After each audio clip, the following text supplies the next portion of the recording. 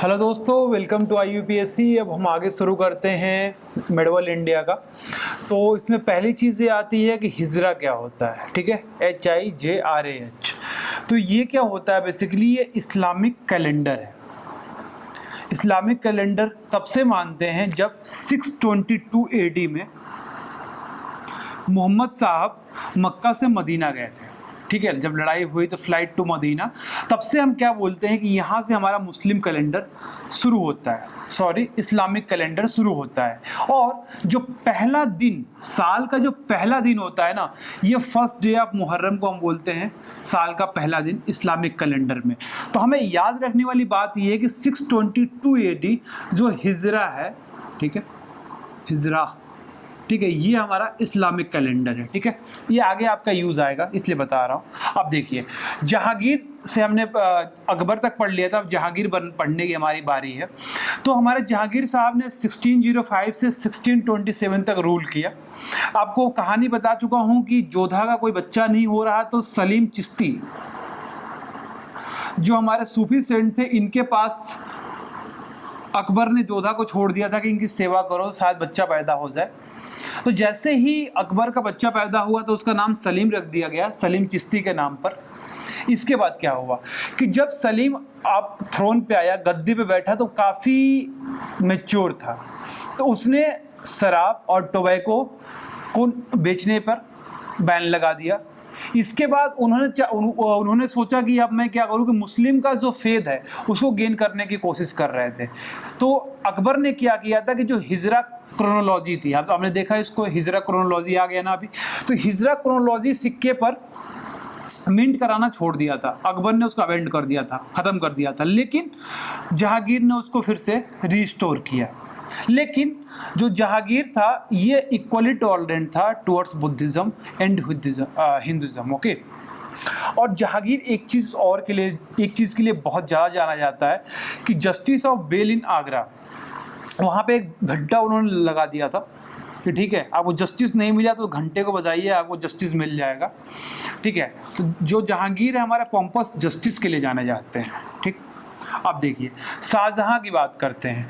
ये आपने देखा कि अभी तक जो हमारे जहांगीर थे ये भी मतलब इनका इंक्लिनेशन था हमारा इस्लाम की तरफ, लेकिन उससे ज़्यादा इंक्लिनेशन हमारे शाहजहां का था। बहुत ज़्यादा ऑर्थोडॉक्स थे ये, और इन्होंने मुमताज़ महल से इन्होंने शादी करी और इन्होंने ताजमहल उनकी याद में बनवा दिया। ठीक है, अब क्या हुआ कि जो हमारे शाहजहां साहब थे, इनकी पूरी ज़िंदगी रिवॉल्ट में ही निकल गई, उसी को सप्रेस करने में निकल गई। जैसे कि बुंदेलखंड में 1636 में रिवॉल्ट हुआ, उसको सप्रेस करने में इनका बहुत ज़्यादा पैसा और धन और टाइम चला गया उसमें। उसके बाद इन्हीं के टाइम में पोर्चुगीज़ ने एक कंपनी इस्टेब्लिश की हुगली में। ठीक है, पोर्चुगीज़ ने हुगली में एक कंपनी इस्टेब्लिश की। तो पोर्चुगीज़ ने क्या करने लगे कि ये लोग जो ऑर्फन चाइल्ड थे, ठीक है, जिनके मम्मी पापा नहीं थे, उन बच्चों को उठा कर उनको क्रिश्चियनिटी में कन्वर्ट करने लगे। तो इन्होंने बोला भैया हमारे टेरिटरी में आकर और हमारे बच्चों को तो क्रिश्चियनिटी में कन्वर्ट कर रहे हो। बोला कासिम कहाँ है? कासिम खान को बुलाया, गवर्नर अपॉइंट किया बंगाल को। अब बहुत मारा पकड़ के पोर्चुगीज़ को, बहुत ज़्यादा मारा, लगभग 10,000 लोग पोर्चुगीज़ के मारे गए और उनके सामने एक शर्त रख दी गई, आइदर यू अडॉप्ट इस्लाम और डेड, या तो मरो या तो इस्लाम को कबूल करो। बहुत मारा पोर्चुगीज़ को पकड़कर। ठीक है, इसके बाद आते हैं दोस्त औरंगजेब। औरंगजेब ने अपने आप के लिए बहुत सारे ट्रबल खुद से क्रिएट किए, जैसे जाट्स के साथ लड़ाई करते रहे, सतनामी के साथ लड़ाई करते रहे, सिख के साथ लड़ाई करते रहे, मराठा के साथ लड़ाई करते रहे। इसके बाद जो कलमा, क्वाइन पे क्या होता था कि कलमा इनग्रेव किया जाता था। आप देख सकते हैं क्वाइन पे कलमा वहाँ पे इनग्रेव है, इन्होंने उसको बंद कर दिया। कलमा इनग्रेव किसने बंद किया? औरंगजेब ने। ठीक है, इनका टाइम पीरियड क्या था? 1658 टू 1707। ठीक है, आप देखिए इसके बाद इनको म्यूजिक से बहुत हेट था, तो औरंगजेब ने हर जगह म्यूजिक बैन कर दिया, गाने बजाने वाले सब पीछे चले गए, उनकी दिल लग गए। उसके बाद जो भी म्यूजिक सुनते हुए पकड़ा जाएगा उसे अरेस्ट कर लिया जाएगा, ठीक है। वो सिंपल पानी पीता था औरंगजेब, ज़मीन पे सोता था, इसलिए कभी कभी उसे हम जिंदा फ़कीर भी लोग बोलते थे, ठीक है। और राजपूत से कभी औरंगजेब की हमारी बनी नहीं, जिसकी वजह से राजपूत हमेशा उनकी मिलिट्री में एक बहुत अच्छा स्थान लेते थे और हमेशा लड़ाई करने के लिए आगे जाते थे, लेकिन राजपूत के साथ इनका टाई अप नहीं हो पाया था। उसके बाद एक हमारा झरोखा सिस्टम होता है, और झरोखा सिस्टम में दोस्त क्या होता है कि राजा तराजू के एक पलड़े पे बैठा रहेगा, ठीक है, यहाँ पे किंग बैठा हुआ है, और दूसरी जगह क्या होगा कि यहाँ पे सोना चांदी से उनको तौला जाएगा। तो ये हमारा क्या था कि ये बंद कर दिया, इसको हम बोलते हैं झरोखा सिस्टम, ठीक है। झरोखा सिस्टम को बंद कर दिया गया और जजिया को इन्होंने फिर से रीइंफोर्स कर दिया हिंदूज पे। तो ये बहुत ज़्यादा ऑर्थोडॉक्स हमारे रूलर रहे औरंगजेब, जिनका जो हमारा पीरियड था 1658 टू 1707। और यही नहीं, इन्होंने जो पारसीज अपना सेलिब्रेट करते थे फेस्टिवल नवा रोज, उसको भी इन्होंने फॉरवर्ड कर दिया कि आप मना नहीं सकते, ना हंस सकते हैं, सॉरी ना आप म्यूजिक सुन सकते हैं, ना ही पारसीज लोग अपना फेस्टिवल मना सकता है, ना ही कलमा हमारा कॉइन पे आप इनग्रेव कर सकते हैं। ये औरंगजेब का पीरियड था। अब देखिए छोटे छोटे किंग आए, क्योंकि 1707 के बाद आप देखेंगे कि यहीं से हमारा मुगल डिक्लाइन होना शुरू हो जाता है, क्योंकि एक स्ट्रॉन्ग रूलर हमारा औरंगजेब जब डेड होता है और इसे बहुत सारा पैसा लड़ाई में लगा दिया, जाट्स के खिलाफ, सतनामीज के खिलाफ, सिख के खिलाफ। जब ये पैसा इन पे लगा दिया तो तिजोरी इनकी हो गई खाली। तो आपको पहले बताया है कि economy is equal to empire, तो जब इकोनॉमी डाउन जाएगी तो इट्स बाउंड टू बी कि empire is going to be disintegrate. तो जो इनका एम्पायर था धीरे धीरे अब डिसइंटीग्रेट होना शुरू हो जाएगा, लेकिन तभी भी मुगल्स हमारे बने रहेंगे। उन्हीं मुगल्स की कुछ कहानी है, जैसे बहादुर शाह 1707 से 1712 तक जाएंगे। इन्होंने जजिया तो नहीं हटा पाए, लेकिन म्यूजिक आप सुन सकते थे इनके राज में। उसके बाद जलंधर शाह आए, ये 1 साल तक रहे, 12 to 13। इन्होंने एक डांसिंग गर्ल से मैरिज किया, शादी किया, जो क्वीन बन गई हमारी। उसके बाद फारूक सियार ने इनको अरेस्ट किया। फारूक सियार जो थे अगले रूलर होंगे, इन्होंने सैयद ब्रदर्स की मदद से हमारे जलंधर शाह को अरेस्ट किया और इनको मार दिया। फारूक सियार हमारे 7 साल रूल करेंगे, 6 साल, 13 to 19। फारूक सियार किसकी वजह से बैठेंगे गद्दी पे? ये सैयद ब्रदर्स की वजह से बैठेंगे, ठीक है। और इन्होंने एक चीज अपने जमाने में बड़ा गंदा काम कर दिया कि इन्होंने ड्यूटी फ्री रीजन बंगाल को दे दिया 3000 रुपये पर ईयर पे, ठीक है। पर ईयर पे इन्होंने ड्यूटी फ्री रीजन बंगाल को दे दिया था। किसने दिया था? फारूक सियार ने, ठीक है। और बहादुर शाह जो आप आगे देख सकते हैं, जो एरो लगा हुआ है, इन्होंने पीस करना चाहा मराठा के साथ, सिख के साथ, ठीक है। और फारूक सियार को अब लगा, आगे आते हैं जो 13 to 19 है, फारूक सियार को लगा कि सैयद ब्रदर्स इनको हटा देंगे फारूक सियार को, ठीक है। तो अब क्या था कि सैयद ब्रदर्स से फारूक सियार का अच्छा बन नहीं रहा था, तो फारूक सियार को क्या किया, सैयद ब्रदर्स ने मार दिया, ठीक है। और फारूक सियार मर गए, एलिमिनेट हो गए। इसके बाद रफ़ी उद दाराजत जो 1719 में आए, ये बेसिकली 11th एम्परर थे। ये केवल 4 महीने तक एम्परर रह पाए। इसके बाद जो हमारे शहंशाह आए, उनका नाम था मोहम्मद शाह रंगीला। और रंगीला साहब इसलिए थे कि उनको काफ़ी म्यूज़िक पसंद था और काफ़ी रंगीन एक्टिविटी में वो इन्वॉल्व रहते थे। इन्होंने बोला कि यार सबसे बड़ी दिक्कत सैयद ब्रदर्स की है। सैयद ब्रदर्स को इन्होंने एलिमिनेट कर दिया। लेकिन हुआ क्या, इसी समय पे नादिर शाह का अटैक होता रहा। जब हमारे मोहम्मद शाह साहब आए, ये बेसिकली बहुत ज़्यादा रूल किया, 1719 टू 1748 तक रूल किया। तो क्या था कि इस समय पे नादिर शाह का अटैक बहुत ज़्यादा हो रहा था, और नादिर शाह ने अटैक करके जो पीकॉक का थ्रोन था मुगल्स का, ये भी लूट के लेके चला गया। अब इतनी बार नादिर शाह ने अटैक किया कि हमारा